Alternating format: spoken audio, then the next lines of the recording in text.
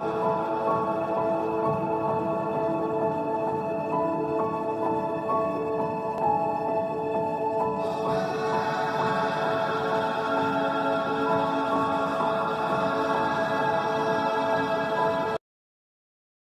bermuara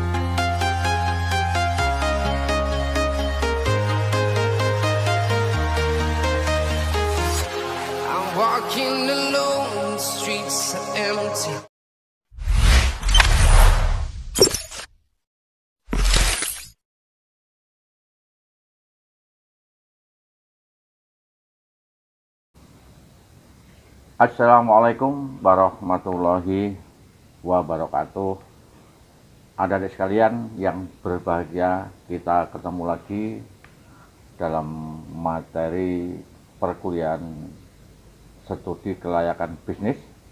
Kali ini kita pertemuan episode ke-6, yaitu akan kita bahas masalah aspek teknis dan produksi.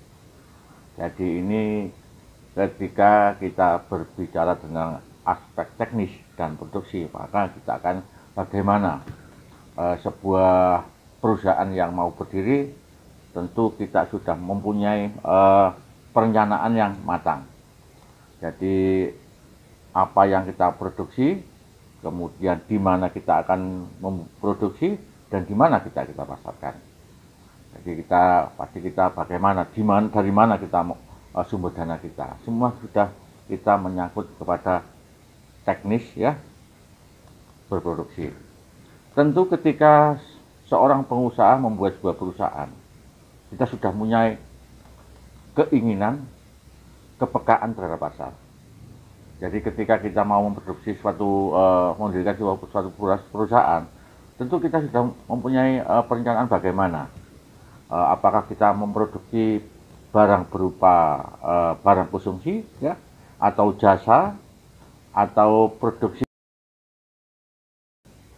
dan lainnya, sehingga kita sudah punya angan-angan dan kita coba untuk mendekati bagaimana urutan teori ketika kita akan melaksanakan aspek teknis dan produksi, sehingga perusahaan itu sudah berangan-angan, kemudian juga sudah mendesain bagaimana cara kita mendirikan. Karena di dalam membuat sebuah perusahaan, karena berkaitan dengan sumber dana yang besar, maka kita tidak boleh harus teliti di dalam melaksanakannya. Nah, coba yang pertama kita menimbulkan sebuah pertanyaan. Jadi begini ya. Jadi kalau kita membuat perusahaan, terkadang kita itu bertanya, kemudian kita jawab sendiri, dan kemudian juga dengan tim kita, ya, manakah desain produk yang akan kita pilih. Tadi itu sudah punya desain ya, kemudian bagaimana menyusun rencana kapasitas persiapan perusahaan, kemudian kriteria pilihan mesin dan teknologi serta peralatan yang akan digunakan, kemudian bagaimana proses produksi dilakukan, ya, layout, kemudian bagaimana pabrik itu yang dipilih, di mana tempatnya, kemudian berapa besar luas produksi yang ditetapkan sehingga mencapai suatu tingkat skala yang ekonomis.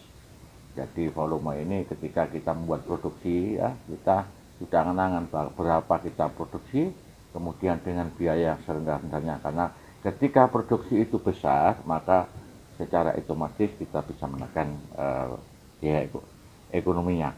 Nah, dari pertanyaan tersebut yang di angan-angan kita, angan-angan tim perusahaan, juga kita sudah harus mempunyai planning yang tepat, sehingga kita milih jenis produk, yang mana jenis produk itu sudah kita bayangkan ya, kita bayangkan ketika di era seperti tahun 2022 ini sekarang produk kan berbasis dari online ya, sehingga bagaimana produk kita itu ketika dikirimkan kemana saja, kita harus bagaimana lebih ringan tapi tetap berkualitas gitu ya. Nah, coba kita seleksi ya, seleksi dan desain. Jadi yang pertama kita pilih yang kita adalah jenis produk ya, kemudian bentuknya, kemudian warna, ukuran, tekstur dan material bahan. Nah ini inilah yang selalu dibuat perencanaan ketika kita memproduksi. Kenapa? Apakah kita berproduksi pada barang yang sudah ada, atau barang pengganti, atau barang potensial? Ketika kita memproduksi barang potensial, itu berkaitan dengan barang yang sudah ada di pasaran, tetapi kita mengikut. Atau kita produk baru, atau kita inovatif. Nah, itu masih barang yang sudah ada, kemudian kita rubah, bagaimana itu lebih menarik. Nah, hal seperti itu sudah harus dipikirkan oleh tim perusahaan di dalam membuat suatu rencana produk, sehingga hal ini bisa nanti diterima di masyarakat. Nah, kalau seperti era sekarang ya, bagaimana kita memproduksi sebuah barang yang mana barang ini sudah disukai oleh kekinian masyarakat yang sudah modern, sehingga jangan sampai membuat produk-produk yang sudah ketinggalan zaman, itu ya, sehingga pasar akan jemu. Itulah untuk seleksi dan desain yang tadi saya sebutkan adalah jenis produk dan seterusnya. Kemudian ketika kita sudah menerima atau membuat sebuah produk, ya, tentu di dalam produksi kita tadi sudah saya jelaskan di atas bawah, volume kita di dalam kapasitas membuat produk itu harus secara banyak, sehingga ketika kita bisa menekan biaya secara ekonomis. Nah, ini siklus hidup di dalam sebuah produk ya. Jadi produk itu kita juga sudah membayangkan bahwa yang pertama ketika kita sudah memproduksi barang, tentu barang kita tadi sudah saya jelaskan ya, pasarnya di mana ya, kemudian transportasinya bagaimana, sehingga kita memperkenalkan yang pertama, tahap memperkenalan. Setelah produk kita jadi, maka barang kita perkenalkan pada konsumen ya. Kemudian ini tidak mudah. Ketika ada produk baru atau produk pengganti atau produk, kita akan memberikan bagaimana promosi kita marketing kita untuk memperkenalkan barang, segmen pasar kita harus sudah diperhitungkan secara matang. Jadi tahap perkenalan tidak mudah. Nah, setelah barang kita sudah dikenal oleh masyarakat atau disukai oleh konsumen, maka itu disebut tahap pertumbuhan. Nah, tahap pertumbuhan ini harus betul-betul diperhatikan ya, secara baik, sehingga ini bisa bertumbuh terus. Karena apa? Karena nanti ada tahap kedewasaan ya. Nah, kalau sudah tahap kedewasaan, ini sudah puncak ya, artinya produk kita sudah dikenal oleh masyarakat, sehingga ini puncak daripada sebuah produk yang sudah dikonsumsi oleh masyarakat. Dan produk itu juga akan terjadi adalah tahap penurunan. Karena apa? Ketika produk itu sudah dibuat untuk masyarakat, kemudian pasti ada yang disebut tahap penurunan, itu ada kejemuan. Artinya masyarakat sudah ada barang yang lain ya, sehingga barang kita turun. Nah, ini yang disebut tahap penurunan. Ini pun sudah harus diperhitungkan ya, dan diperhitungkan secara matang, sehingga kita harus segera ekspansi ya, desain yang tadi sudah didesain ya. Kemudian kita harus inovatif, sehingga barang ini akan terjadi naik kembali. Nah, ini dalam mempertahankan sebuah produk itu tidak mudah ya. Jadi makanya seperti setiap ini di pasaran ya, motor itu walaupun seperti Honda, Yamaha atau yang lainnya, ini kan bersaing ya.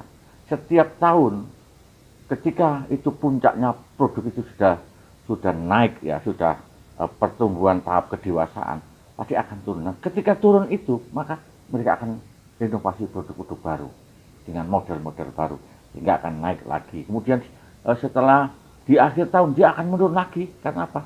Karena setiap konsumen akan ingin model yang baru. Nah, sehingga setiap produk-produk itu selalu mendesain ya, ketika produk itu sudah mulai tahap penurunan itu ya. Ini adalah siklus itu adalah sebuah kejadian ya, yang mana kejadian itu bisa diprediksi ketika kita melihat situasi pasar secara efektif dan efisien ketika kita jeli. Nah, dalam penyusunan rencana tadi sudah disebutkan bahwa penyusunan rencana itu ada kapasitas. Jadi kapasitas efektif, ada efisiensi, ada rated capacity. Nah, 3 komponen ini ketika kita kapasitas efektif, kapasitas yang mana? Ini ketika diproduk, misalkan di dalam sebuah produk ini 1 tahun itu produksi, katakan sebuah barang ya, kita harus antara biaya dan volume itu mengakibatkan efisiensi, kemudian rated capacity. Jadi bisa menekan. Ya, jadi kalau misalkan kita produk sepatu itu, katakan sepatu itu 1000 ya, 1000 pasang ya. Kemudian dengan 2000 pasang atau 3000 pasang pasti lebih murah yang 3000 pasang karena bisa menekan biaya secara efektif, dan kita bisa menekan atau produk-produk target itu bisa terpenuhi dengan pasti ya. Itu yang disebut penyusunan rencana kapasitas. Nah, itulah dari sekalian yang dapat saya sampaikan. Jadi dalam pertemuan ke-6 ini, maka aspek teknis dan produksi itu menentukan perusahaan, bagaimana mereka memilih desain, bagaimana mereka memilih produk, yang mana produk ini, baik itu produk yang sudah ada atau produk yang baru, maka kita harus perhitungkan secara matang. Sehingga studi kelayakan ini, karena dari awal sudah disebutkan bahwa membuat studi kelayakan itu ada diantaranya adalah untuk mencegah sebuah kerugian. Saya kira itu sekalian yang sudah saya sampaikan. Terima kasih. Kita harus tetap semangat. Assalamualaikum warahmatullahi wabarakatuh.